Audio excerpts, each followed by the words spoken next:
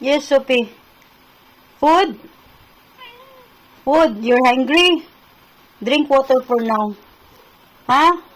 Water for now. I'll give you food morning and evening only. Why you vomit on the bed? Tell me. What?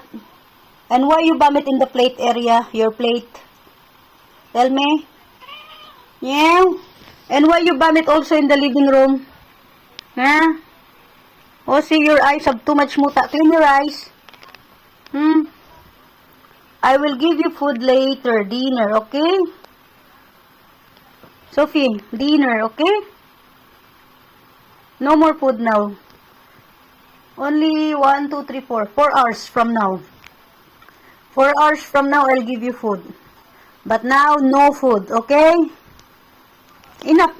In one day, you vomit 3 times. What's that? Huh? Sophie, what's that? Why you vomit on the bed? Tell me, why you vomit on the bed? Why you vomit in the food plate? Why you vomit in the living room? Tell me. Nyaw-nyaw ka ng nyaw-nyaw. So why you vomit? Tell me. Give answer to mama. Why you vomit? Don't blink your eyes.